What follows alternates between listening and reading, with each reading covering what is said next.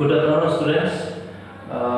Today we will discuss about our second chapter, namely rights in the Indian Constitution. Already in our previous classes, we have discussed about the meaning of Constitution, introductory part of the Constitution, and the non-federal characteristics of Indian Constitution. And today we will discuss about the rights, fundamental rights. Meaning of fundamental rights, characteristics of fundamental rights, and the different types of fundamental rights, duties and directive principles of state policy.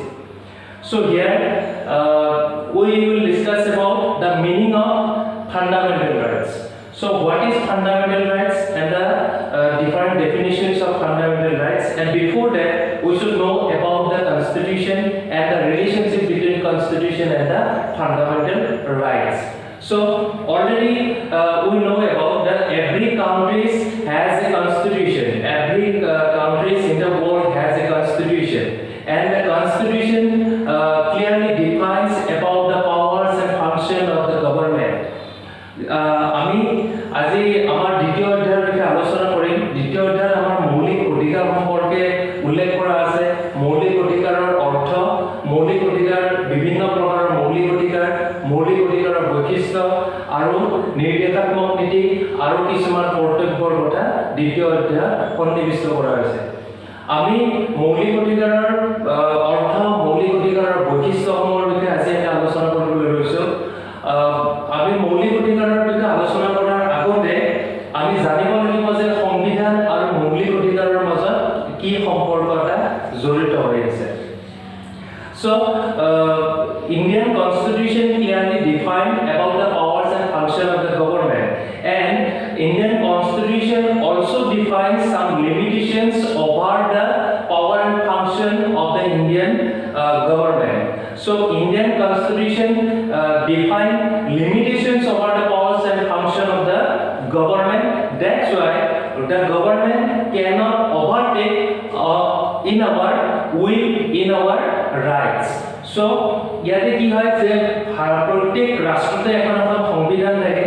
পৃথিৱীৰ যিমান কেইখন ৰাষ্ট্ৰ আছে সকলোতে এখন এখন সংবিধান থাকে। That may be written or maybe oral. মানে কেতিয়াবা written হ'ব পাৰে আৰু কেতিয়াবা oral হ'ব পাৰে। For example, আমাৰ ইণ্ডিয়ান কনষ্টিটিউচন, আমাৰ written constitution এখন লিখিত সংবিধান।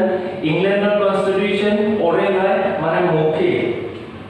এটা মৌখিক মানে কি যে আমি ইন্ডিয়ান যিকোনো এখন কনষ্টিটিউচন এখন যদি আমাৰ কাষ্টম আৰু ট্ৰেডিশনৰ ওপৰত বেছ কৰা হয়, যে সামাজিক নীতি নিয়ম, ৰজাৰাণীৰ সিদ্ধান্ত এইবিলাকৰ ওপৰত প্ৰতিষ্ঠিত হয়, তেতিয়াহ'লে এটা কাষ্টমাৰী কনষ্টিটিউচন বুলি আমি ক'ব পাৰোঁ।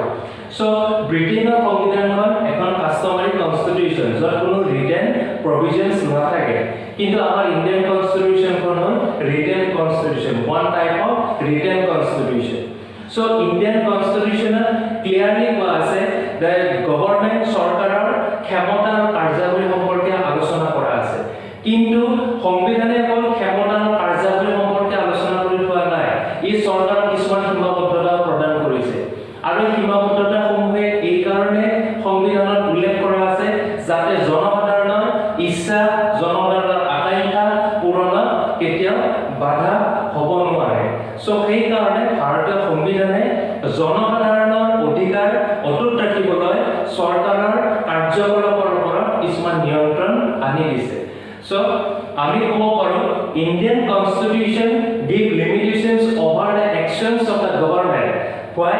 Because our will, our means with the people of India, our will, our hope will be fulfilled when the government restrictions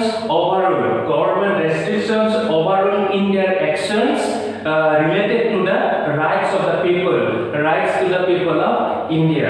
মানে কেতিয়াবা কি হয় যেতিয়া গভৰ্ণমেণ্টে আমাৰ ওপৰত কাৰ্য কৰিব, আমাৰ ওপৰত যেতিয়া তেওঁলোকে ৰুলছ ৰেগুলেশনছ আমাৰ ওপৰত প্ৰয়োগ কৰিব, নীতি নিয়ম আমাৰ ওপৰত প্ৰয়োগ কৰিবলৈ চেষ্টা কৰিব, যদি এইটো আমাৰ অধিকাৰৰ ওপৰত বাধা প্ৰয়োগ কৰাৰ দৰে হয়, তেতিয়াহ'লে ভাৰতীয় সংবিধানে আমাক সুৰক্ষা প্ৰদান কৰিব।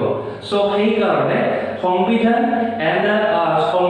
আৰু অধিকাৰ, কনষ্টিটিউচন এণ্ড ৰাইটছ দুয়োটাৰ মাজত ৰিলেশ্যনশ্বিপ এইখিনিলৈকে আছে এতিয়া আমি ইয়াৰ পিছত আৰু এটা কথা ক'ব পাৰো যে অধিকাৰ সংবিধানত অধিকাৰসমূহ ৰখাৰ মূল কাৰণ কি কাৰণে Indian কনস্টিটিউচনে clearly define about our rights why Indian constitution clearly defines about our rights কিয় আমাৰ অধিকাৰ বিলাক ইণ্ডিয়ান কনস্টিটিউচনে সন্নিবিষ্ট কৰিছে এই কাৰণে কৰিছে already we have discussed that our hope will be fulfilled will be success when our rights will be available in the society আমাৰ অধিকাৰ আমাৰ যেতিয়া ইচ্ছা আমাৰ আকাংক্ষাবোৰ বাস্তৱত ৰূপায়িত কৰিব পাৰিম বা সমাজত আমাৰ থাকিব তেতিয়াহে আমাৰ ইচ্ছা বা আমাৰ আকাংক্ষাবোৰ আমি সফলতাৰে পূৰ্ণ কৰিব পাৰিম অৰ্থাৎ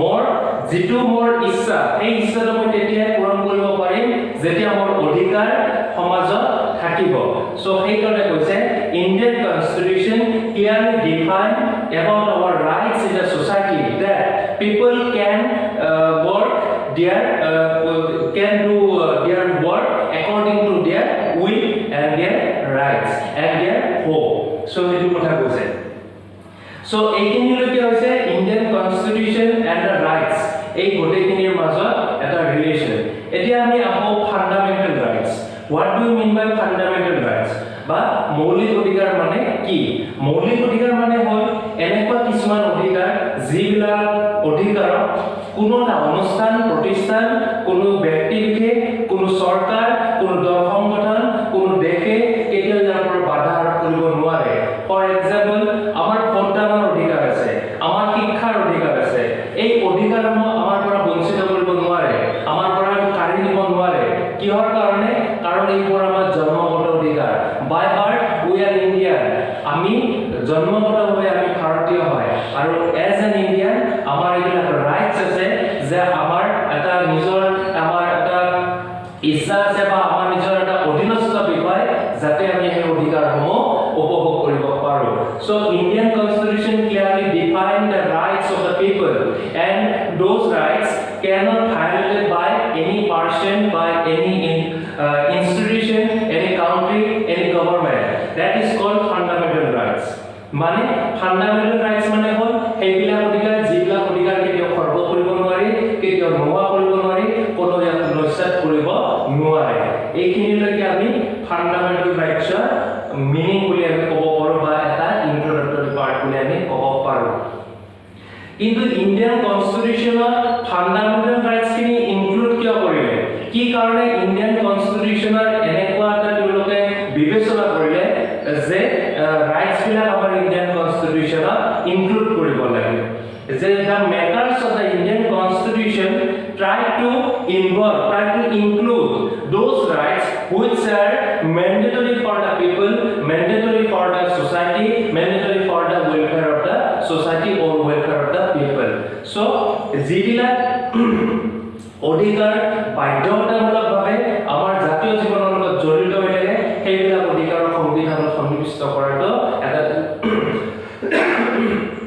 জৰুৰী বিষয় সো এই গোটেইবিলাকৰ ওপৰত আমাৰ বিষয়বস্তুখিনি সমাই আছে মৌলিক অধিকাৰৰ ওপৰত কিন্তু ভাৰতীয় সংবিধানে মৌলিক অধিকাৰ বা ফান্ডামেন্টাল ৰাইটছৰ ইনক্লুড কৰাৰ মূলতে ইয়াতে দুটা আমি কথা আমি উল্লেখ কৰিব পাৰো 1791 যেটো ফ্ৰেঞ্চ অফ ডিক্লাৰেশ্যন আছিল declaration of rights for men in the society অৰ্থাৎ তেওঁলোকে বিল অফ ৰাইটছ অৰ্থাৎ অধিকাৰৰ এখন আইন তেওঁলোকে প্ৰকাশ কৰিছিল ফ্ৰান্সত তাৰ পিছত পৰ্যায়ক্ৰমে আমেৰিকাত প্ৰকাশ কৰিছিল 1798 বিল অফ ৰাইটছ তেওঁলোকে ডিক্লেয়াৰ কৰিছিল সাউথ আফ্ৰিকা ডিক্লেয়াৰ কৰিছিল 1996 বিল অফ ৰাইটছ সো এইবিলাকৰ পৰা আমি ক'ব পাৰো গোটেই কাউন্ট্ৰি গোটেই পৃথিৱীৰ দেশবিলাকে অধিকাৰবিলাকক প্ৰটেক্ট কৰাৰ কাৰণে কিছুমান বিল অফ ৰাইটছ মানে আইনৰ অধিকাৰ বা অধিকাৰৰ কিছুমান আইন তেওঁলোকে প্ৰচলন কৰিছে সো এইখিনিৰ ওপৰত বেছ কৰি ভাৰতীয় সংবিধানে মৌলিক অধিকাৰবিলাকক ভাৰতীয় সংবিধানত ইনক্লুড কৰিছে So Indian constitution clearly included the rights of the people in the provisions of the constitution. Why? Because Indian constitution shows that Bill of Rights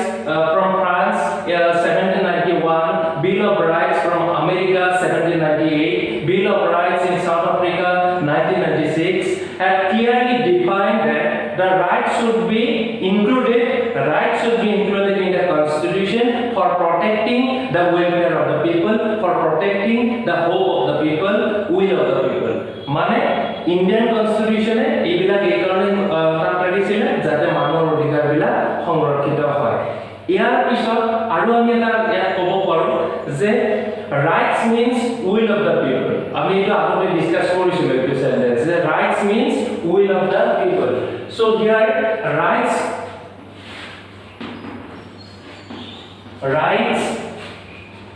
means will of the people. Will of the people. Here rights means hope. Rights means hope. Hope মানে আশা আকাঙ্ক্ষা, অর্থাৎ আমি যেটো আশা কৰো এটো যদি আমি পাও তেতিয়াহলে আমাৰ সফলতা আমি পাও, আমি সাকসেস এটা পাও। So that means right means will of the people. So এই সেন্টেন্সটোৰ পৰা আমি এটা সেন্টেন্স লিখিব পাৰো, it means success. It means success. কিয়? কাৰণ যেতিয়া আমাৰ ইচ্ছাটো, যেতিয়া আমাৰ হোপ ফুলফিল হ'ব, then obviously আমাৰ কি হ'ব? সাকসেস হ'ব। সাকসেস হলে ওয়েলফেয়াৰ হ'ব। ওয়েলফেয়াৰ হ'ব। আৰু ওয়েলফেয়ারটো হ'ল one of the important policy of a country. এখন দেশৰ ওয়েলফেয়াৰটো হ'ল মূল নীতি। মানে এখন দেশৰ যদি দেশখনৰ যদি কল্যাণ হয় তেতিয়াহ'লে সেই দেশখনৰ উন্নয়ন হয়। আৰু সেই কাৰণে প্ৰত্যেকখন দেশে অৰ্থাৎ পৃথিৱীত যিমান কেইখন দেশ আছে সকলোৱে ওয়েলফেয়াৰ পলিসি এটা গ্ৰহণ কৰে। That means every country follow the policy of welfare. Follow the policy of welfare. Welfare মানে জনকল্যাণ, অৰ্থাৎ মানুহৰ কল্যাণ হোৱাটো। Welfare of the people, that means Janakalyan. So every country, every constitution of the world try to make policies like welfare by protecting the rights of the people. মানে মানুহৰ অধিকাৰবিলাক তেওঁলোকে সন্নিবিষ্ট কৰি welfare policy টো তেওঁলোকে ল'ব বিচাৰে। So এইখিনি হৈছে ইয়াৰে বেসিক। ইয়াৰ ওপৰত আৰু এটা আছিল যে প্ৰফেসৰ লাক্সি কৈছিলে will know about a state, will know about a country by the rights of the people. Will know about the state by the rights of the people. মানে মানুহৰ অধিকাৰৰ ওপৰত বেস কৰি, অৰ্থাৎ rights of the people যিখিনি মানুহৰ অধিকাৰ থাকে তাৰ ওপৰত বেস কৰি we can say the constitution is good or not. অৰ্থাৎ মানুহৰ অধিকাৰৰ ওপৰত, মানুহৰ অধিকাৰখিনি ইউটিলাইজেশনৰ ওপৰত, ব্যৱহাৰৰ ওপৰত আমি ক'ব পাৰো যে the constitution is good or not. So এই গোটেইখিনি কথাৰ ওপৰত মৌলিক অধিকাৰৰ এইখিনি থুলমূল কথা ইয়াৰ ভিতৰত সোমাই আছে। So মৌলিক অধিকাৰত আমি স্টাৰ্টিংৰ পৰা যদি ক'ব যাওঁ তেতিয়াহ'লে কওঁ যে every country has a constitution, number 1. Then the constitution reflects the powers and function of the government, number 2. It also determines some limitations of the government, number 3. Why limitation is there? Because the rights of the people should be protected by the constitution. That means the government cannot overrule over the people. Overrule over the people, that means মানুহৰ ওপৰত, জনসাধাৰণৰ ওপৰত কোনো ধৰণৰ ইয়াতে rule out কৰিব নোৱাৰে। So ইয়াতে ৰাইটস বিলাক প্ৰপাৰলি কি কৰা আছে? উল্লেখ কৰা আছে, মেনশন কৰা আছে। So এই চাৰিটাৰ ওপৰত আমি বেস কৰি ক'ব পাৰো যে these are called fundamental rights. এতিয়া ফান্ডামেন্টাল ৰাইটছত আমি আৰু এটা কথা ক'ব পাৰো যে fundamental rights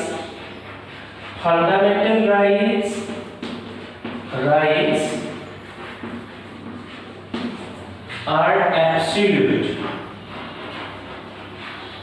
Absolute. Why absolute?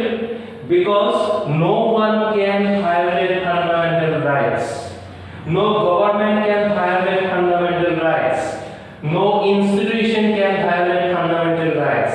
That's why these are called absolute. So কোনো অনুষ্ঠান প্ৰতিষ্ঠানে আমাৰ অধিকাৰ, কোনো চৰকাৰ, কোনো মানুহে, কোনো ব্যক্তি সমষ্টিয়ে আমাৰ অধিকাৰ খৰ্ব কৰিব নোৱাৰে। সেইকাৰণে আমি ক'ব পাৰো fundamental rights are absolute. এইবিলাক অ্যাবসলিউট হয় আৰু এইবিলাকৰ অৰ্থাৎ চৰম এইবিলাকক কেতিয়াও কোনেও ভংগ কৰিব নোৱাৰে আৰু সেই কাৰণে ফান্ডামেন্টাল ৰাইটস বিলাকক এই ৰাইটস বিলাকক কোৱা হৈছে ফান্ডামেন্টাল ৰাইটস তাৰ পিছত আমি ডিসকাস কৰিম in second paragraph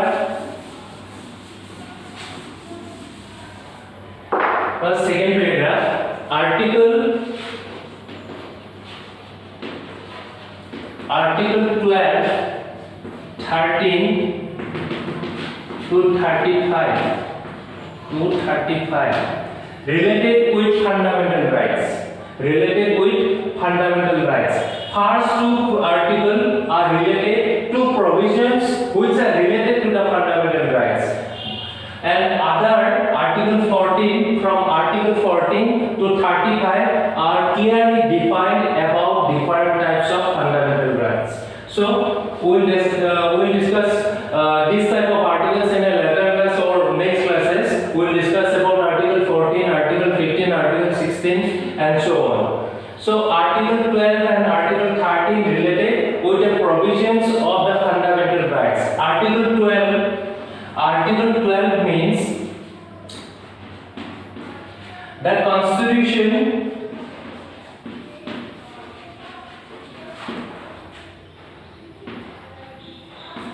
Constitution should protect the rights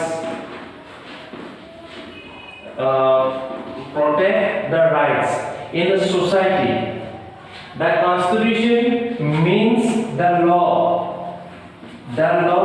protect the rights.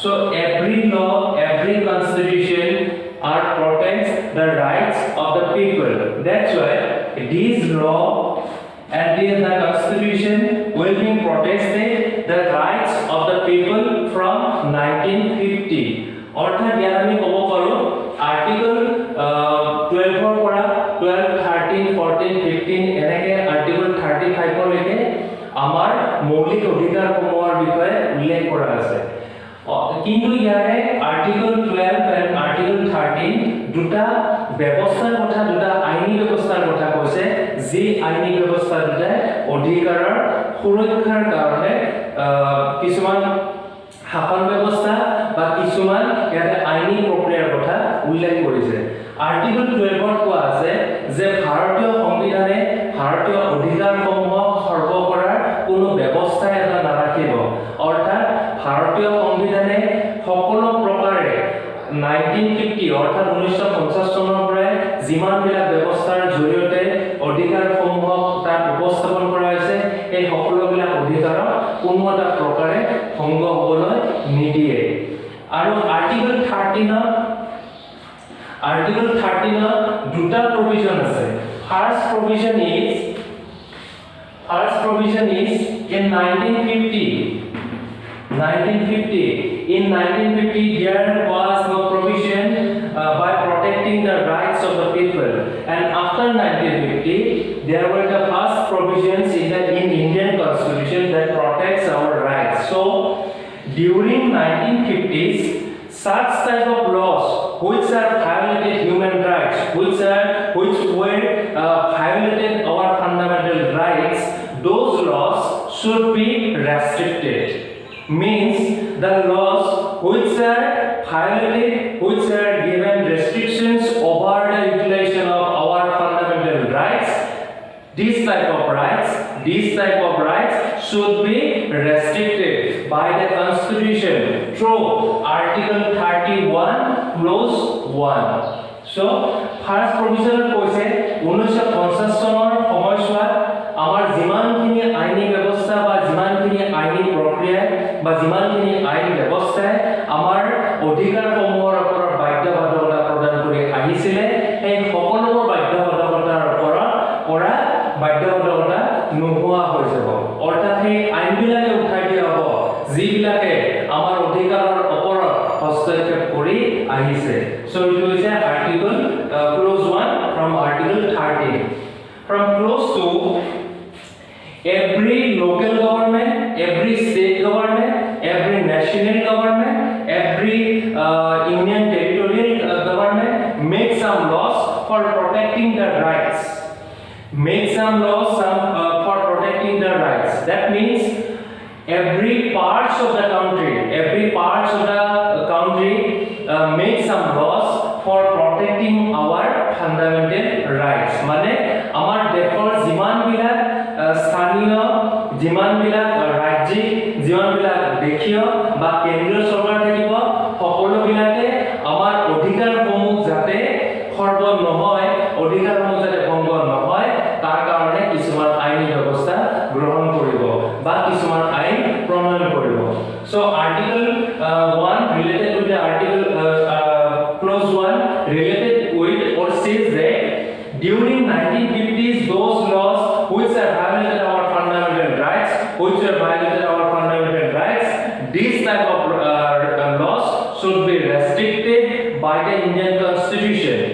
Clause 2 from article 13 says that every local government, state government, central government from Indian Constitution make some laws for protecting our fundamental rights. So these two laws are highly related with the protection of fundamental rights. So এখিনি হৈছে আমাৰ introductory part, fundamental মৌলিক অধিকাৰৰ এখিনি আমাৰ পৰিচয় বা মৌলিক অধিকাৰৰ এখিনি আমি introduction হিচাপে আমি ক'ব পাৰো। Fundamental rights article 14 পৰা article 35 লৈকে কিমান আৰ্টিকেল আছে কি আছে গোটেইখিনি আমাৰ নেক্সট ক্লাছত আলোচনা কৰিম, কিন্তু তাৰ আগতে আমি ফান্ডামেন্টাল ৰাইটছৰ কিছুমান ক্যাৰেক্টাৰিষ্টিক্স পাওঁ। এই ক্যাৰেক্টাৰিষ্টিক্স সমূহৰ বিষয়ে আজি আমি আলোচনা কৰিলো। অকমান ক্যাৰেক্টাৰিষ্টিক্স কেইটা কিহৰ ওপৰত বেছ হৈ আছে বা কিহৰ বিষয়ে হাইলাইট কৰি আছে, সো গোটেইখিনি আমি ডিসকাস কৰিলো। So now we will discuss about the characteristics of fundamental rights.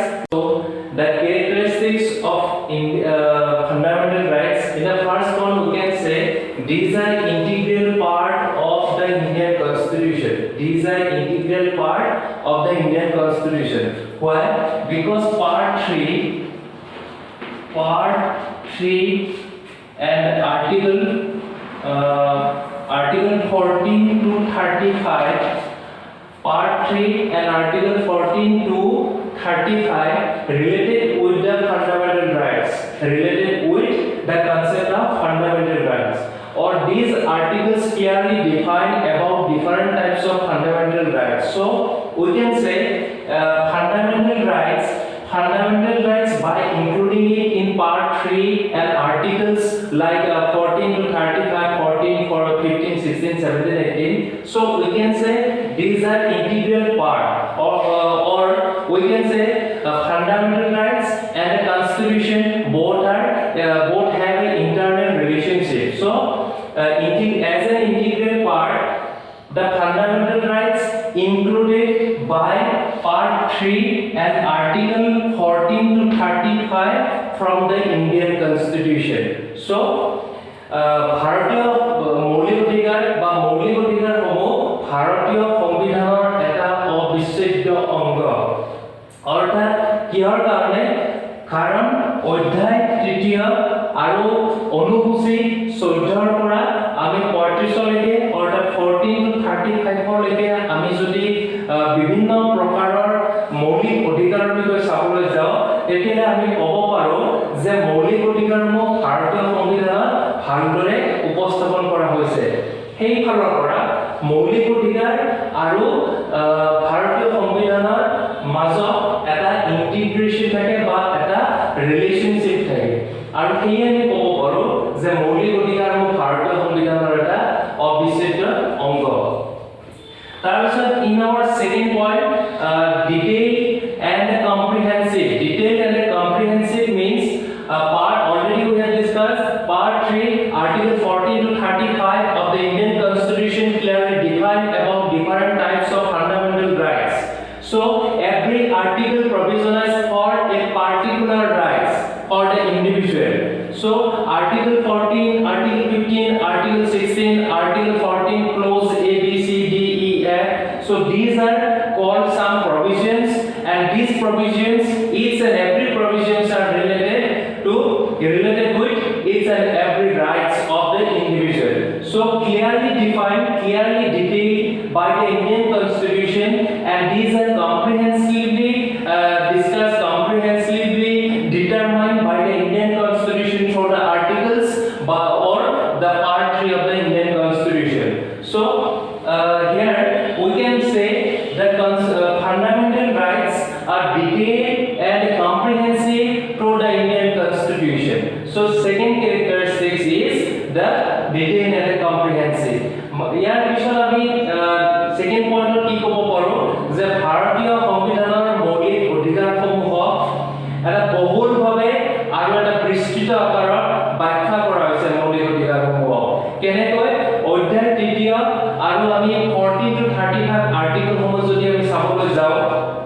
আমি যদি যেতিয়া আমি ডিসকাস কৰিম তেতিয়া আমি দেখিবলৈ পাম আৰ্টিকল 14 এ ভালদৰে বুজাইছে এটা অধিকাৰ তাৰ তলত আকৌ কিছুমান অধিকাৰৰ লগত তাৰ সংগতি ৰাখি আকৌ অধিকাৰক বিস্তৃত আকাৰত বুজাই দিছে আৰ্টিকল 15 আৰ্টিকল 16 আৰ্টিকল 17 প্ৰতিটো আৰ্টিকলে প্ৰতিটো অধিকাৰৰ বিষয়ে বহলভাৱে ব্যাখ্যা আগবঢ়াইছে সেইকাৰণে আমি ক'ব পাৰো ভাৰতীয় মৌলিক অধিকাৰসমূহ এক বিস্তৃত আৰু বিশদ আকাৰেৰে বৰ্ণনা কৰা হৈছে বা বিশদভাৱে বৰ্ণনা কৰা হৈছে ভাৰতীয় সংবিধানত then we can say justiciable means if anyone can violate if anybody violated our fundamental rights then he will be punished means the constitution has provisionalized some law some legal actions against the violators which are violated our fundamental rights so if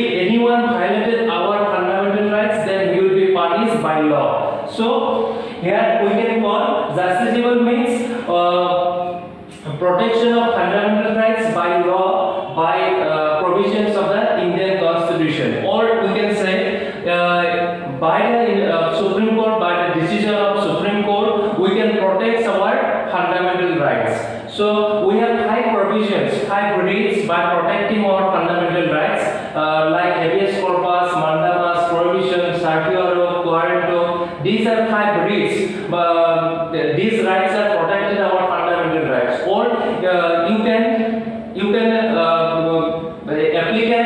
can apply any violators you can apply against any violators which are violated your fundamental rights means তোমালোকে কি কৰিব পাৰা apply কৰিব পাৰা supreme কোৰ্টত যে আপিল কৰিব পাৰা যে মোৰ মৌলিক অধিকাৰ খৰ্ব কৰিছে একেতৰ এগেইনষ্টত একচন এটা লোৱা হ'ব সো সুপ্ৰিম কোৰ্টে তাৰ এগেইনষ্টত কিছুমান ল বনাই দিছে আৰু এইবিলাকৰ জৰিয়তে আমি কি কৰিব পাৰো মৌলিক অধিকাৰসমূহ সুৰক্ষা কৰিব পাৰো সো এইবিলাক এতিয়া আৰু তাৰ ওপৰত আমি এটা ইয়াত ক'ব পাৰো যেতিয়া ইমাৰ্জেন্সি পাৱাৰ এটা ডিক্লেয়াৰ কৰা হয় when the nation declared an emergency when the government of India declared emergency for all over the country then some fundamental rights or maximum types of fundamental rights are maximum types of fundamental rights are dependent on the situation so situation upor ki kore maximum fundamental rights bila depend kore for example ami jodi amar jitu movement right to movement amar jitu pura sokar odhikar ase ei odhikar to ami jodi amar emergency eta choli thake tetiale ami etu koribo নোৱাৰো for example etia amar corona virus covid-19 egula amar choli ase so government declared lockdown processes or lockdown provisions so we cannot move interdistrict traveling or something like that I cannot do like that so আমি এটা কৰিব নোৱাৰো so সেই কাৰণে এই যেটো আমাৰ ইন্টাৰডিস্ট্ৰিক্ট এটা মুভমেন্ট এই মুভমেন্টটো আমি আমাৰ এখন জিলাৰ পৰা আন জিলালৈ বা এখন ৰাজ্যৰ পৰা আন এখন ৰাজ্যলৈ আমি যাব নোৱাৰো why because এতিয়া আমাৰ কি চলি আছে এটা হেলথ ইমাৰ্জেন্সি বুলি আমি ক'ব পাৰো আমাৰ গোটেই ইন্ডিয়া এটা ইমাৰ্জেন্সি এটা ডিক্লেয়াৰ হৈ আছে so গভৰ্ণমেণ্টে কি কৰিছে some restriction কিছুমান ল বা কিছুমান restriction জাপি দিছে বা কিছুমান restriction দিছে যিবিলাক restriction আমাৰ হয়তো ফান্ডামেন্টাল ৰাইটস বিলাকক কি কৰে যে বাধা প্ৰদান কৰে কিন্তু সেই ফান্ডামেন্টাল ৰাইটস বিলাক আমাৰ কনস্টিটিউশনে প্ৰভিজনাইজ কৰা আছে তাৰ পিছত আমাৰ এইবিলাকৰ ওপৰত বাধা দিয়া হয় কি এতিয়া কথা আছে ইয়াত যে আৰ্টিকল 368 ৰ আন্ডাৰত বা আৰ্টিকল 368 ৰ আন্ডাৰত সুপ্ৰিম কোৰ্টে কৈছিলে যে আমাৰ ফান্ডামেন্টাল ৰাইটস বিলাকৰ ওপৰত কি সংসদে কেতিয়াবা আইন প্ৰণয়ন কৰিব পাৰে আৰু এইবিলাকৰ ওপৰত বেছ কৰিয়ে কি হয় যেতিয়া ইমাৰ্জেন্সি ডিক্লেয়াৰ কৰে তেতিয়া ফান্ডামেন্টাল ৰাইটস বিলাক কিছুমান বন্ধ হৈ থাকে বা এইবিলাকক আমি ব্যৱহাৰ কৰিব নোৱাৰো যেটো হয়তো আমাৰ দেশীয় স্বাৰ্থ বা ন্যাশনাল ইন্টাৰেষ্টৰ এগেইনষ্ট হয় so when the issue related with our against our national interest then obviously our fundamental rights will be suspended so our fundamental rights will have to be suspended so hetu is our justiciable secondly amendable means our 24th amendment bill our 24th amendment procedures of Indian Constitution the Supreme Court had clearly defined defined that the article by Article 368 of Indian Constitution also said that the Parliament can amend the fundamental rights properly or in proper times, but they cannot amend the basic structure of the fundamental rights. মানে fundamental rights বিলাকক amend কৰিব পাৰিব supreme কোৰ্টে নিৰ্দেশ দিছিলে যে আমাৰ ২৬তম সংবিধান সংশোধনৰ জৰিয়তে সুপ্ৰিম কোৰ্টে উচ্চতম ন্যায়ালয়ে ৰায় দিছিলে যে সংসদে আইন প্ৰণয়ন কৰিব পাৰে আৰু যিটো বা সংসদে সংশোধন কৰিব পাৰে আমাৰ মৌলিক অধিকাৰসমূহ, কিন্তু ইয়াৰ আমাৰ যিটো গাঁথনি, যিটো মূল গাঁথনি, এই গাঁথনিটো কেতিয়াও সংশোধন কৰিব নোৱাৰিব। সো এইটো হৈছে এমেন্ডেবল, অৰ্থাৎ মৌলিক অধিকাৰসমূহ মৌলিক fundamental rights are amendable by in some conditional, by some in condition, মানে যদিহে কেইটামান কন্ডিশনৰ ওপৰত এমেন্ডেবল প্ৰচিডিউৰটো এপ্লাই হয়। Secondly, fifthly, citizen and the alien. Some rights, some fundamental rights are most of the fundamental rights are used or utilized or exercised by the citizen, but alien can enjoy a few fundamental rights. মানে আমাৰ যিবিলাক বিদেশী থাকে তেওঁলোকে কিছু সংখ্যক অধিকাৰ তেওঁলোকে উপভোগ কৰে আমাৰ ভাৰতবৰ্ষত আহিলে। আমাৰ যিকেইটা অধিকাৰ সেই অধিকাৰসমূহ তেওঁলোকে উপভোগ কৰিব পাৰে, কিন্তু কিছু সংখ্যক অধিকাৰ তেওঁলোকে উপভোগ কৰিব নোৱাৰে, অকল আমিহে কৰিব পাৰোঁ। For example, right to vote can exercise by the citizens only, but the aliens cannot exercise our political rights. মানে তেওঁলোকে আমাৰ ইয়াত ভোট দিব নোৱাৰে, কাকো ভোট দিব নোৱাৰে, তেওঁলোকৰ সেই পলিটিকেল ৰাইটছটো তেওঁলোকৰ নাই, কিন্তু সিটিজেন বিলাকৰ পলিটিকেল ৰাইটছটো থাকে। সো সিটিজেন্স বিলাক কি হ'ব যে নাগৰিকসকলে মৌলিক অধিকাৰৰ বেছি সংখ্যক তেওঁলোকে উপভোগ কৰিব পাৰে বা গোটেইবিলাকে পাৰে, কিন্তু এলিয়েন বা বিদেশী বিলাকে তেওঁলোকে কিছু সংখ্যক মৌলিক অধিকাৰ ব্যৱহাৰ কৰিব পাৰে। নেক্সট, protects minors, মানে মাইনৰ্স মানে আমাৰ যে ৰিজাৰ্ভেশন প্ৰসেস আছে, আমাৰ যে এসটি ওবিসি এনেকুৱা টাইপৰ আছে, সো এইবিলাকৰ জৰিয়তে এইবিলাকত কি হয় যে মাইনৰিটি আগতে আমাৰ ইয়াতে যেতিয়া আমাৰ ইণ্ডিয়া এণ্ড পাকিস্তান ডিভাইড কৰা হৈছিলে তাৰ পিছত আমাৰ মাইনৰিটি সেকশন হিচাপে আমাৰ মুসলিম কমিউনিটি ৰৈ গৈছিলে। সো সেইকাৰণে মুসলিম কমিউনিটি বা আমাৰ যিটো জেনাৰেশন আছে, আমাৰ যিটো হিন্দু কমিউনিটি আছে তাৰো কিছুমান মাইনৰিটি আছিলে। সো সকলোবিলাকৰ মাইনৰিটি বিলাকক যিমানবিলাক মাইনৰিটি আছে এই ৰিজাৰ্ভেশন প্ৰসেসৰে সেই মাইনৰিটি বিলাকক যাতে তেওঁলোকে ৰাইটছ বিলাক প্ৰপাৰলি ইউটিলাইজ কৰিব পাৰে। তোমালোকক যদি মই এটা এক্সাম্পল বুজাই দিওঁ তেতিয়া ভালকৈ বুজি পাবা। যদি এটা ক্লাছৰুমত ইয়াতে দুজন, এইটো বি সেকশন, এইটো এ সেকশন, ইয়াতে যদি 10 জন থাকে, ইয়াতে যদি 10 জন থাকে, ইয়াতে যদি 2 জন থাকে, তেতিয়াহ'লে তোমাক যদি কোৱা হয় যে 10 জনক কথাটো বেছি ইম্পৰ্টেন্স দিবা নে 2 জনৰ দিবা, অবভিয়াসলি ইহঁতক দিবা, তেতিয়াহ'লে ইহঁতক কোনে গুৰুত্ব দিব? ইহঁতকো গুৰুত্ব দিছে কনষ্টিটিউচনে বাই গিভিং দেম ফান্ডামেন্টাল ৰাইটছ। অৰ্থাৎ ইহঁতৰ কথা যদি তুমি শুনিবলৈ পোৱা, যদি ইহঁতক তুমি ইম্পৰ্টেন্স দিয়া, then obviously you can give also importance over themselves, over their opinions. So সেইকাৰণে এই দুটা কোৱা হয়, এই গোটেই প্ৰসেসটো কোৱা হয় তোমাৰ protects minority. That means minority section of constitution or fundamental rights এ কিছুমান opportunity, কিছুমান chance, কিছুমান special preference প্ৰদান কৰিছে। সেকেন্ড ৰিলেশন, মানে ইয়াতে এটা আমি কথা ক'ব পাৰোঁ যে ভাৰতীয় মৌলিক অধিকাৰসমূহ দেশীয় জনসাধাৰণৰ লগত ওতঃপ্ৰোতভাৱে জড়িত হৈ থাকে, অৰ্থাৎ ব্যক্তিৰ লগতে অধিকাৰ জড়িত হৈ থাকে। ই ব্যক্তি বিশেষ বা ব্যক্তিৰ বাহিৰে কাৰো লগত জড়িত হৈ নাথাকে। তোমালোকৰ ৰাইটছ আছে, মোৰ ৰাইটছ আছে, আমাৰ বাহিৰে আমাৰ যিমানবিলাক জন্তু আছে, ধৰি লোৱা এনিমেল বা হাতী, ভালুক, এইবিলাকৰো ফান্ডামেন্টাল ৰাইটছ আছে নেকি?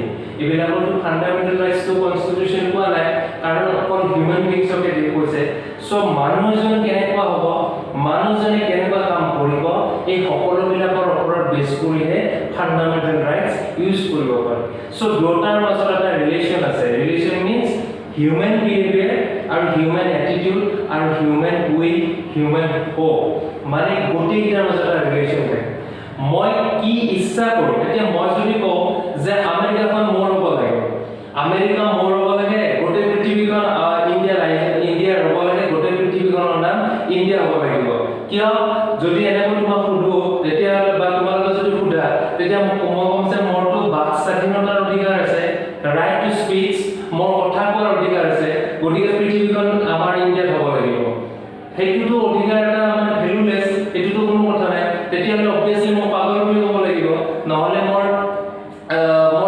ইণ্টেনশ্যনটো বেয়া বুলি ক'ব লাগিব সো সেইকাৰণে কোৱা হয় যে ৰাইট টু স্পীচ অকল ইণ্ডিয়ান বাউণ্ডাৰীৰ ভিতৰতে থাকিব আৰু ইণ্ডিয়ান বাউণ্ডাৰীৰ ভিতৰত থকা এভৰি ইণ্ডিভিজুৱেল মানে প্ৰত্যেক ব্যক্তিয়ে কি কৰিব পাৰিব মৌলিক অধিকাৰ ব্যৱহাৰ কৰিব পাৰিব সো এইটো কোৱা হয় আমাৰ ৰিলেচনেল সেকেন্ডলি আনকন্ডিশনেল মানে এতিয়া হ'ল যে ৰাইট টু এডুকেশ্যন তোমালোকৰ শিক্ষা লোৱাৰ এটা অধিকাৰ আছে right to education you have to right to educated to be educated so তোমালোকৰ এডুকেশ্যনটো তোমালোকৰ শিক্ষা লোৱাৰ অধিকাৰটো আমাৰ কন্ডিশনেল নহয় কেতিয়াও যে মই ক্লাস 1 ৰ পৰা আজিকালি যদি আমি চাবলৈ যাওঁ তেতিয়া ক্লাস 2 and 3 ইয়াৰ পৰা আমাৰ এডুকেশ্যন লাইফটো অলপ ষ্টাৰ্ট হয় তোলা কি কয় নাৰ্সাৰী কেজি জুনিয়ৰ কেজি এনেকৈ আমাৰ ষ্টাৰ্ট হয় সো এতিয়া যদি মই সুধো তোমালোকক যে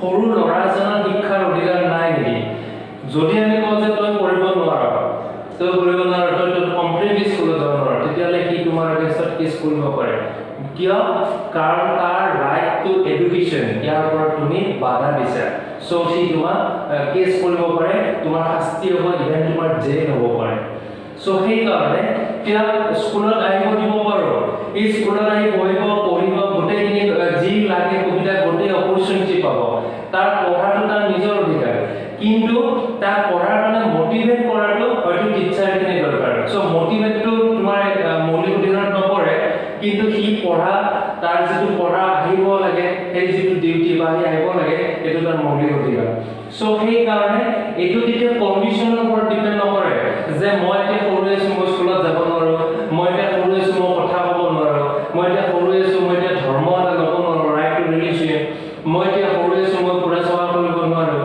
সো এইবিলাক কোনো নাই সকলোৱে যাব পাৰে এইটো কেতিয়া কণ্ডিশ্যনৰ ওপৰত ভিত্তি নকৰে so these are call unconditional means the rights are unconditional because no conditions are related to the rights utilization rights exercise so that's why we can say rights are unconditional so 18 is our characteristics of fundamental rights next class in our next class we will discuss about the different types of fundamental rights importance of fundamental rights directive principles or so on or duties I think duties so in our next class আমি এইবিলাক duty আমাৰ কৰ্তব্য নিৰ্দেশাত্মক নীতি মৌলিক অধিকাৰৰ বিভিন্ন প্ৰকাৰ এই সকলোবিলাকৰ বিষয়ে আলোচনা কৰিম হোপ তোমালোকে গোটেই আজিৰ